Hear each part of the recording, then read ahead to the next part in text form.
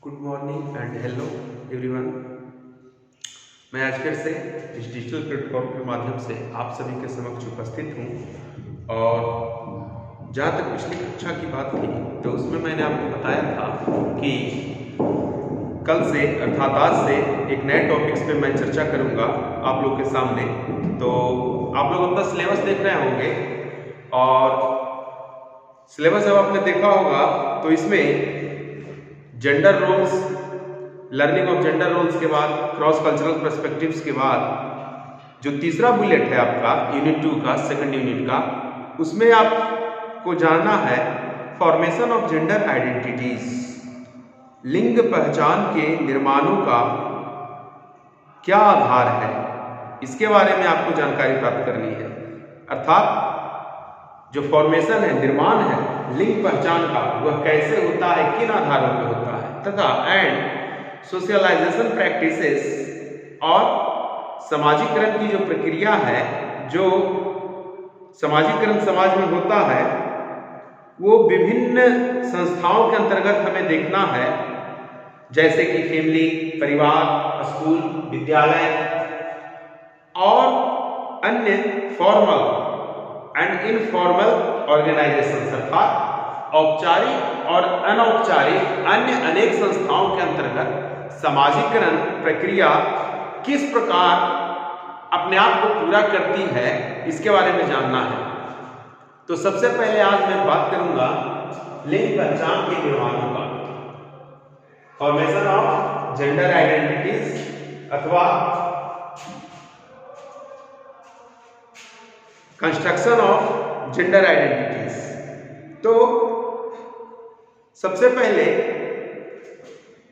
मैंने इस चार्ट में जो डिफरेंट बेसिस हैं, जो डिफरेंट आधार हैं लिंग पहचान का, जेंडर आइडेंटिटीज के निर्माण का, कंस्ट्रक्शन का, फॉर्मेशन का, उसे मैंने 5 भागों में बांटा है, जिसमें पहला है आपका वर्ग विभाजन, क्लास डिवीजन। सेकंड है आपका परिधान, अटायर कहिए। तीसरा शिक्षा, एजुकेशन।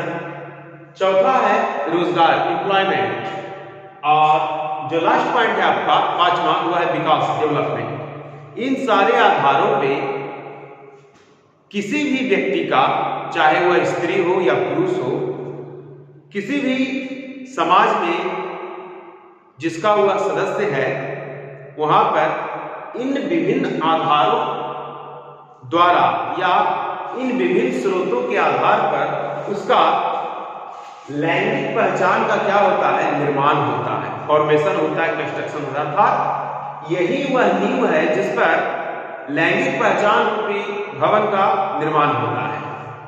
तो हम लोग सीक्वेंस में बात करेंगे, अर्थात सबसे पहले जब कोई भी व्यक्ति एक परिवार में जन्म लेता है तो उस अवस्था से लेके जो उसकी लास्ट स्टेज की अवस्था है, तो उस अवस्था में उत्तरोत्तर क्या होते हैं, वृद्धि करते हैं, विकास करते हैं, हमारा उसी के हिसाब से क्या होता है, सोशलाइजेशन होता है।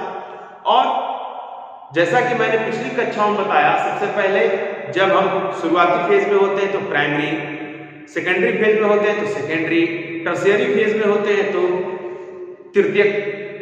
जो समाजीकरण के एजेंसीज हैं उनकी मदद ली जाती है या उनके द्वारा हमारा समाजीकरण होता है। समाज में, परिवार में, विभिन्न कालों में यह चलता रहता है।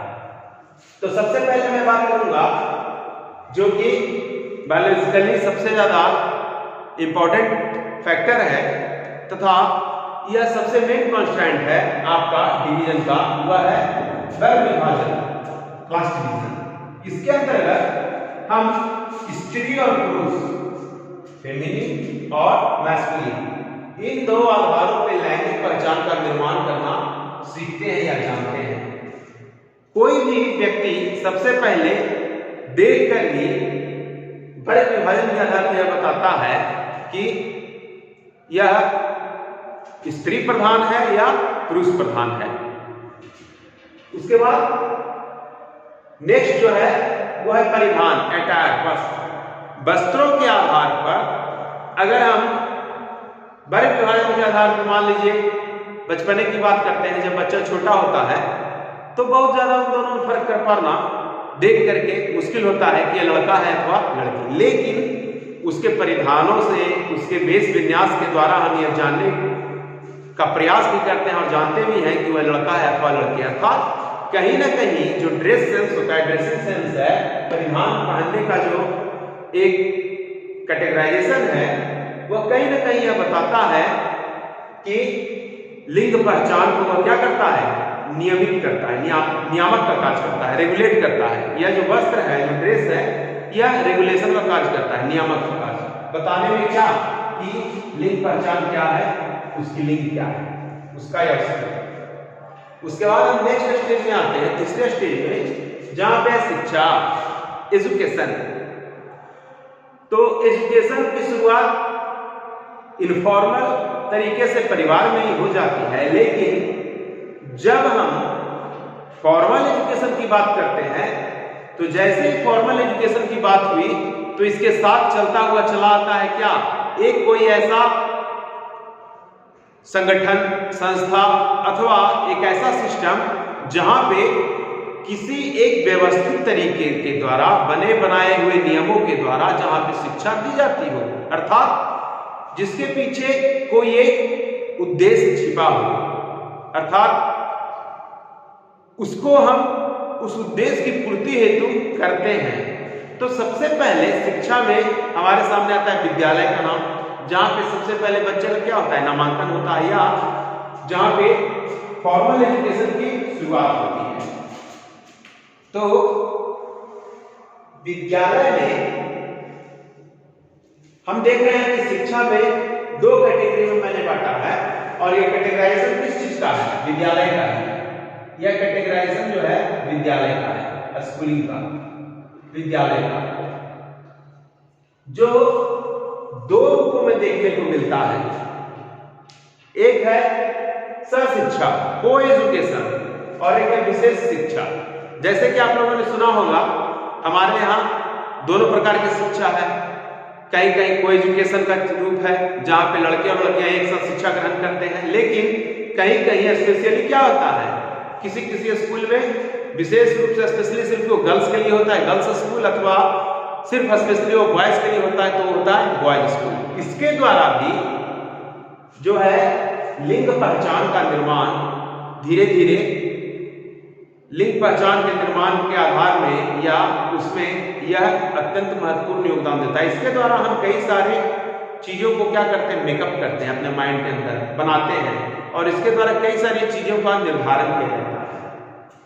अब जो आपका चौथा पॉइंट है वह है रोजगार, एम्प्लॉयमेंट। एम्प्लॉयमेंट में जो लैंगिक पहचान का निर्माण है वह सबसे महत्वपूर्ण उसका जो है तत्व, एलिमेंट, वह है आरक्षण। आरक्षण के द्वारा, रिजर्वेशन के द्वारा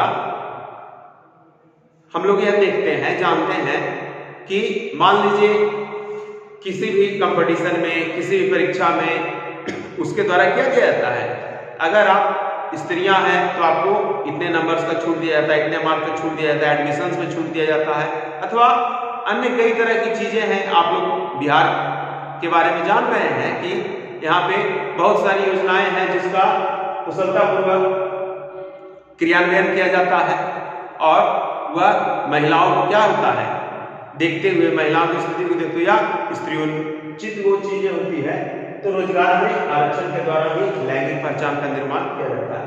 अब मैं नेक्स्ट टॉपिक की बात करता हूं, पांचवें टॉपिक की, हुआ है आपका विकास, डेवलपमेंट। तो डेवलपमेंट के साथ ही चला आता है आपका स्त्री सशक्तिकरण, वुमेन एम्पावरमेंट। तो वुमेन एम्पावरमेंट की जब बात होती है तो इसमें जो मैं अभी बात कर रहा था, चर्चा कर रहा था कि स्त्री सशक्तिकरण में वैसे सारे प्रयास किए जाते हैं, विकास के वह कार्य किए जाते हैं जो किसी खास वर्ग को लक्षित होते हैं, अर्थात उनके लक्ष्यों की पूर्ति होती है, उनके विकास के हेतु या उनको मुख्य धारा में शामिल करने हेतु यह विकास जो है स्त्रीोन्मुख होता है। तो इन सब चीजों में कई तरह की चीजों का प्रावधान किया जाता है, आरक्षण सहित अन्य कई सारे प्रावधानों के द्वारा उसकी पूर्ति की जाती है।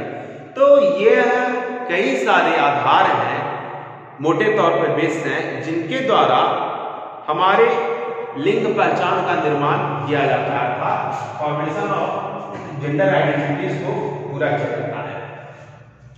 तो इसके साथ साथ आप लोग अपने सिलेबस देख रहे होंगे, तो इसमें फॉर्मल और इनफॉर्मल एजेंसीज की बात की गई है, जिसमें से परिवार, विद्यालय इत्यादि का नाम दिया गया है।